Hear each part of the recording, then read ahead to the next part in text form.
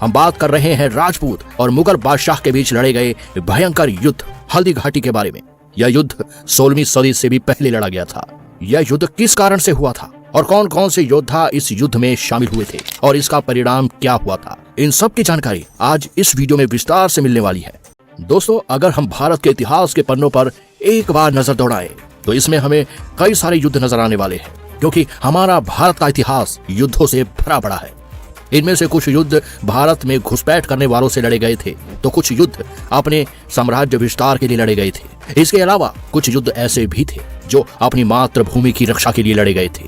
लेकिन आज हम इतिहास के एक ऐसे युद्ध के बारे में बात करने जा रहे हैं जिसे अपने आत्मसम्मान या आन बान शान के लिए लड़ा गया था। जी हाँ, कि 15वीं सदी में भारत के अंदर कई राजा अपने अपने साम्राज्य पर राज करते थे। इन्हीं में से मेवाड़ भी एक प्रमुख रियासत हुआ करती थी। राजस्थान के दक्षिण पूर्व के छोर पर स्थित यह मेवाड़ राजपूतों का साम्राज्य था, उनका गढ़ था। इस साम्राज्य के अंतर्गत आज के समय के भीलवाड़ा, चित्तौड़गढ़, प्रतापगढ़, राजसमंद, उदयपुर और झालावाड़ ये सभी जिले शामिल थे। इसके अलावा मध्य प्रदेश के नीमच, मंदसौर जिले भी मेवाड़ साम्राज्य के अंतर्गत ही आते थे। यानी कि इन सब हिस्सों को मिलाकर मेवाड़ का राजपूताना साम्राज्य फैला हुआ था। मेवाड़ के बारे में हम इसलिए बात कर रहे हैं क्योंकि यही वो राजपूताना साम्राज्य था जिन्होंने मुगलों के खिलाफ युद्ध किया था, जिन्हें हम हल्दी घाटी के युद्ध के नाम से जानते हैं। यह युद्ध किसी और से नहीं बल्कि दिल्ली में राज कर रहे मुगल शासक बादशाह अकबर के खिलाफ लड़ी गई थी। इस युद्ध में कई वीर योद्धा शामिल थे और मेवाड़ की ओर से नेतृत्व करने वाले महाराणा प्रताप थे। यह नाम आपने कभी ना कभी तो जरूर सुना होगा। यह नाम आज भी लोग पूरी इज्जत और सम्मान के साथ लेते हैं। आखिर वो क्या वजह थी जिसके कारण यह नाम इतना ज्यादा सम्मानजनक बन गया? और तो और ऐसा बताया जाता है कि उस समय बादशाह अकबर ने यह कहा था कि जब भी इतिहास में इस युद्ध की या मेरी बात होगी तो मुझसे भी पहले महाराणा प्रताप का नाम लिया जाएगा। क्या थी वो वजह और महाराणा प्रताप के वीरता की सच्ची कहानी को चलिए विस्तार से जानते हैं। तारीख 9 मई 1540 को मेवाड़ के राजा उदय सिंह के घर में कीका का जन्म हुआ था। कीका उदय सिंह का सबसे बड़ा बेटा था। अब आपके मन में सवाल आ रहा होगा कि आखिर यह कीका कौन है? तो आपको बता दें, महाराणा प्रताप को ही बचपन में कीका कहकर पुकारा जाता था। दरअसल महाराणा प्रताप का बचपन भील समुदाय के बीच ही गुजरा था। भील एक प्रकार की जनजाति थी। भील समाज के लोग अपने बच्चों को कीका कहकर पुकारा करते थे, इसीलिए महाराणा प्रताप को भी वे लोग कीका ही पुकारा करते थे। महाराणा प्रताप बचपन से ही भील समुदाय में रहकर उनके बच्चों के साथ ही बड़े हुए थे और उनके साथ ही युद्ध कला सीखी थी। धीरे धीरे बड़े होकर कीका अब महाराणा प्रताप के रूप में पहचाने जाने लगे थे। लेकिन अब राजा उदय सिंह की उम्र भी हो चुकी थी और राजगद्दी संभालने के लिए महाराणा प्रताप के भाई जगमाल सिंह को पूरे मेवाड़ का राजा घोषित किया गया। लेकिन जगमाल के उत्तराधिकारी बनने से कई लोग असहमत थे, क्योंकि जगमाल सिंह के पास राजपाट चलाने का वो हुनर और कौशल नहीं था, जबकि महाराणा प्रताप राजपाट से लेकर युद्ध नीति एवं कौशल से निपुण होते जा रहे थे। इसीलिए प्रजा की भलाई और साम्राज्य की मजबूती के लिए जगमाल सिंह को हटाकर 28 फरवरी 1572 को महाराणा प्रताप को मेवाड़ का उत्तराधिकारी चुना गया। आपको बता दें कि उस समय महाराणा प्रताप की उम्र 32 साल थी। यह वो दौर था जिस समय पूरे भारत में से ज्यादातर हिस्से मुगल सम्राट के अधीन होते जा रहे थे और उस समय मुगलों की बागडोर बादशाह अकबर के हाथों में थी। अकबर अपने शक्ति और पराक्रम से पूरे भारत पर अपनी हुकूमत कायम करना चाहते थे। जिन रियासतों पर वे कब्जा नहीं कर पा रहे थे उन्हें संधि प्रस्ताव देकर भी अपने मुगल शासक के अंतर्गत रखने लगे थे। ऐसे में मेवाड़ साम्राज्य को मुगलों के अधीन होना कभी मंजूर नहीं था और मुगल साम्राज्य के सीमा से सटे होने के बावजूद भी मेवाड़ की रियासत को मुगल अपने अधीन करने में कामयाब नहीं हो पा रहे थे। हालांकि मेवाड़ के आसपास के इलाके चित्तौड़, बदनौर, शाहपुरा और रायला जैसे इलाके मुगलों के हाथों में जाने लगे थे। मेवाड़ को भी अपने कब्जे में लेने की लालसा अकबर के मन में दिनों दिन बढ़ती जा रही थी। अब एक सवाल यहाँ पर उठ सकता है कि आखिर मेवाड़ में वो क्या खास बात थी जिसकी वजह से अकबर इसे अपने रियासत में शामिल करने के लिए एड़ी चोटी का जोर दे रहा था। चलिए इसे भी जान लेते हैं। इसके पीछे दो प्रमुख कारण थे। पहला ये था कि अकबर जानता था कि पूरे भारत में अपना साम्राज्य स्थापित करने के लिए उसे अपनी रियासत के साथ साथ सैन्य शक्ति को भी मजबूत बनाना होगा और उस समय जितने भी राजपूत साम्राज्य थे वे सभी अकबर के आड़े आ रहे थे। इसीलिए अकबर ने सबसे पहले राजपूतों की रियासतों को अपने अधीन करना शुरू कर दिया। उनमें से कुछ रियासत अकबर के अधीनता को स्वीकार कर रही थी, वहीं कुछ रियासत को संधि प्रस्ताव के जरिए अपने साथ जोड़ लिया गया और कुछ रियासतों को अकबर ने वैवाहिक संबंध के जरिए अपनी रियासत के साथ जोड़ लिया। ऐसे में मेवाड़ एक बहुत ही शक्तिशाली साम्राज्य था और वह ना तो मुगलों से डरता था और ना ही बादशाह अकबर से। इसी कारण से बादशाह अकबर मेवाड़ को अपने अंतर्गत लाना चाह रहा था ताकि बादशाह अकबर का साम्राज्य और भी शक्तिशाली बन सके। और दूसरा कारण था मुगल सल्तनत की राजनीति और अर्थव्यवस्था। मेवाड़ साम्राज्य मुगलों के राजपाट रणनीति के आड़े आ रहा था। चलिए इसे समझते हैं।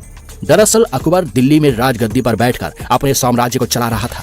दिल्ली और आगरा से गुजरात के बंदरगाहों तक और मालवा से दक्कन तक जितने भी अकबर के बड़े बड़े घुड़साल और मिलिट्री कैंप होते थे, उनका रास्ता मेवाड़ से होकर गुजरता था। इसीलिए अकबर को उन कैंपों का संचालन करने के लिए मेवाड़ की रियासत से गुजरना पड़ता था। इसके अलावा मुगलों के लिए व्यापार के प्रमुख मार्गों में से एक मार्ग मेवाड़ से ही होकर गुजरता था।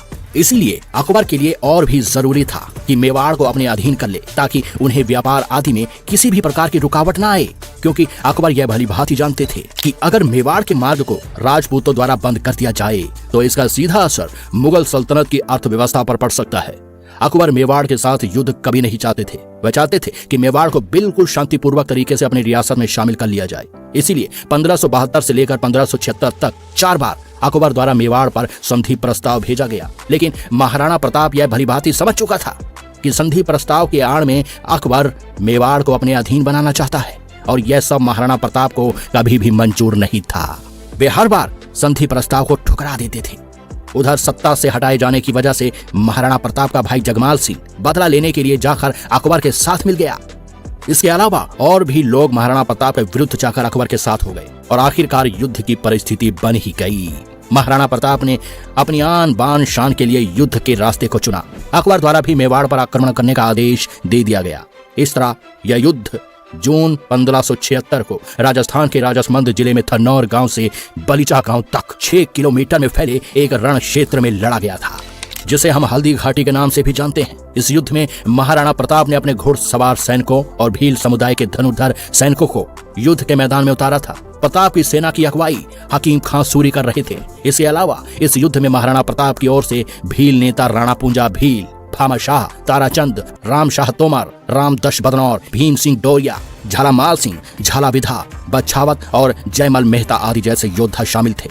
और दूसरी तरफ मुगलों के खेमे में राजा मान सिंह के अलावा जगन्नाथ कचवाहा, माधो सिंह कचवाहा, सैयद हाशिम, जगमाल सिंह, शक्ति सिंह और सगर आदि योद्धा शामिल थे। हल्दी घाटी का युद्ध बहुत ही भयंकर तरीके से हुआ था। आपको बता दें कि बदौनी भी मुगलों की तरफ से युद्ध लड़ रहे थे और आगे जाकर बदौनी ने मुंतखाब अत तवारीख में हल्दी घाटी के युद्ध का वर्णन किया था। इस युद्ध में सैनिकों के साथ साथ जानवरों को भी अपनी जान बलिदान के रूप में देनी पड़ी थी। महाराणा प्रताप के प्रतापी घोड़े का नाम था चेतक। यह वही घोड़ा था जो अपने मालिक की जान बचाने के लिए खुद की जान दे दिया था। युद्ध के पहले दिन ही महाराणा प्रताप मुगलों पर भारी पड़ रहे थे, जिसके चलते कई मुगल सैनिकों के साथ बदौनी भी युद्ध छोड़कर भाग निकले। इसके बाद फिर से मुगल सेना को मजबूत बनाते हुए एक बार फिर से बनारस नदी के किनारे रक्तताल के मैदान पर युद्ध लड़ा गया। इसका भी नतीजा वही हुआ, मुगल सेना फिर से बिखर गई। मान सिंह ने जैसे तैसे अपनी सेना में जोश भरा और फिर से युद्ध आरंभ किया। इस बार युद्ध में हाथियों को उतारा गया, इसीलिए इसे हाथी युद्ध के नाम से जाना जाता है। दोनों पक्षों के योद्धा हाथियों के ऊपर चढ़कर युद्ध करने लगे। इस बार महाराणा प्रताप के हाथी कमजोर साबित हुए। अब महाराणा प्रताप के पास एक ही रास्ता था इस युद्ध को समाप्त करने का, और वो था मुगल सेना का नेतृत्व कर रहे मान सिंह को मार गिराना। राजपूतों ने अपनी रणनीति बदली और मुगल सेना को चीरते हुए महाराणा प्रताप और कुछ प्रमुख योद्धा मान सिंह के समक्ष पहुंच गए। इधर महाराणा प्रताप अपने घोड़े पर बैठकर मान सिंह पर अपने भाले से वार करते हैं, लेकिन मान सिंह अपने हाथी के ऊपर होने के कारण बच जाते हैं, जिसके बाद महाराणा प्रताप का घोड़ा जख्मी हो जाता है। इसके बाद बताया जाता है कि परिस्थिति को देखते हुए महाराणा प्रताप को समझा बुझाकर युद्ध से दूर भेज दिया जाता है और महाराणा प्रताप के मुकुट को झाला विदा पहनकर उनके स्थान पर युद्ध को जारी रखते हैं। मुगल सेना झाला विदा को महाराणा प्रताप समझकर उन पर हमला करने लगते हैं और महाराणा प्रताप की जान बचाते हुए झाला विदा हल्दी घाटी के युद्ध में वीर गति को प्राप्त हो जाते हैं। प्रताप को अपने जख्मी घोड़े चेतक के साथ युद्ध छोड़कर पहाड़ की ओर जाना पड़ा।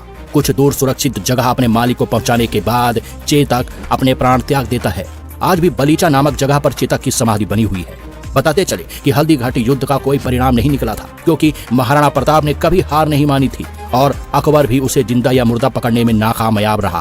हालांकि मेवाड़ के कुछ हिस्सों पर मुगलों ने कब्जा जरूर कर लिया था, लेकिन हल्दी घाटी युद्ध के बाद आगे चलकर महाराणा प्रताप अरावली के पहाड़ियों में रहकर अपने बचे हुए साथियों की मदद से एक बार फिर से मजबूत साम्राज्य बनाने में जुट जाते हैं। देखते ही देखते उन्होंने चित्तौड़ और मांडलगढ़ को छोड़कर कुंभलगढ़, गोकुंदा और उदयपुर जैसे हिस्सों पर फिर से अधिकार कर लिया। महाराणा प्रताप के इस नए साम्राज्य की राजधानी चावंद को बनाया गया। भयंकर युद्ध में महाराणा प्रताप का कुछ नहीं हुआ, लेकिन बीतते समय और बढ़ती उम्र ने प्रताप को कमजोर कर दिया और आखिर में 19 फरवरी 1597 को महाराणा प्रताप ने बंडोली नामक जगह पर अपनी अंतिम सांस ली। महाराणा प्रताप जैसे वीर योद्धा का उसी स्थान पर अंतिम संस्कार किया गया। बेशक हल्दी घाटी युद्ध का कोई परिणाम ना निकला हो, लेकिन इस युद्ध में साहस और बहादुरी का शानदार उदाहरण पेश किया गया था। अपनी आन बान शान और अपनी मातृभूमि को बचाने के लिए यह युद्ध आज भी हिम्मत, बलिदान और निष्ठा की प्रेरणा देता है। इस प्रेरणा के प्रमुख श्रेता बने वीर योद्धा महाराणा प्रताप सिंह। यही वजह है जिसके कारण भारतीय इतिहास में महाराणा प्रताप का नाम बहुत ही सम्मान के साथ लिया जाता है। तो दोस्तों, ये थी हल्दी घाटी युद्ध और महाराणा प्रताप की वीरता।